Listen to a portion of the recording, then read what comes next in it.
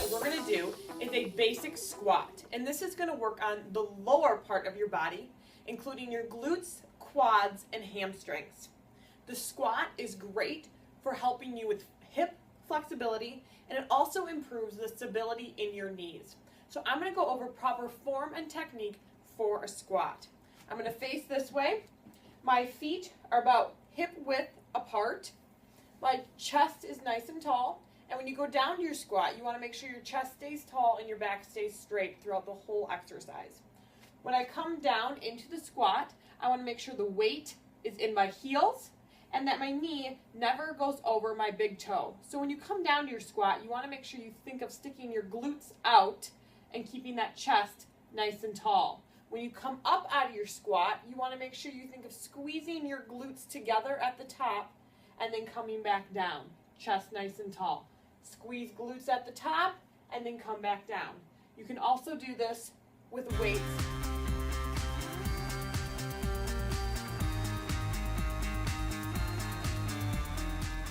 The next exercise that you're going to do is a basic bicep curl.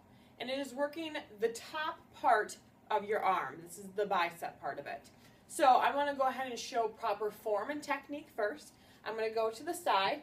You want to make sure again that your legs are hip width apart, that your chest is nice and tall, and the only part of your arm that you're going to be moving in this exercise is your forearm. So you're going to come up and come back down.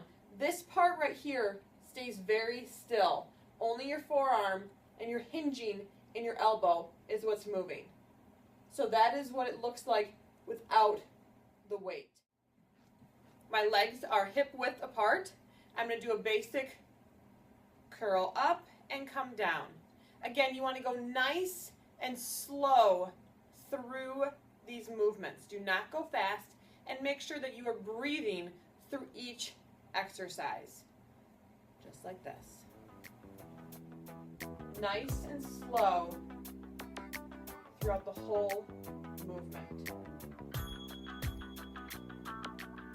If you feel that you have to hoist your whole body into it, the weight is too heavy.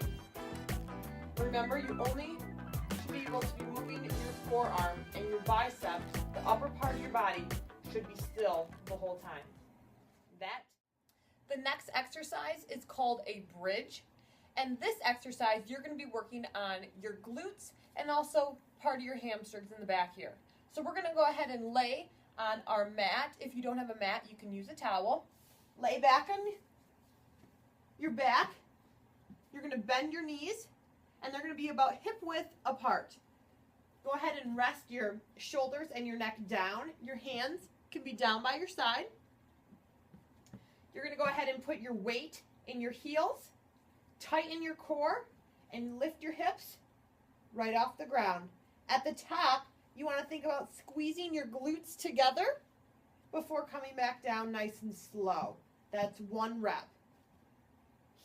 Weight in your heels, lift up off with your hips, hold at the top, squeeze your glutes together, and slowly come back down.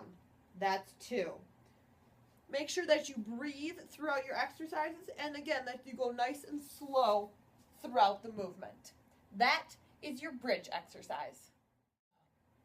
The last exercise for today is called scissors, and we're going to work your core and your abdominal area. So we're going to go ahead and lay on our backs.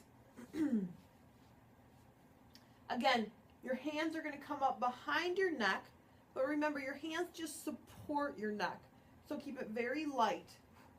Go ahead and extend your legs back, and you're going to take your left elbow to your right knee. So opposite elbow to opposite knee.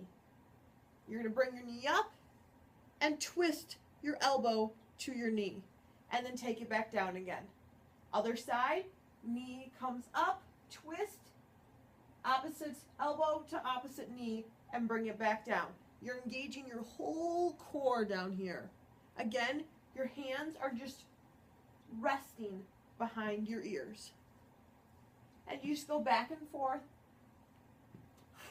and keep breathing throughout the whole exercise. To increase the intensity of the workout, you can go ahead and bring your knees up and you can keep your legs above the ground. Again, alternating elbow to knee.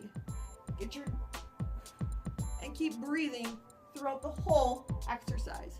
You want to make sure your elbow comes as close to your knee as possible.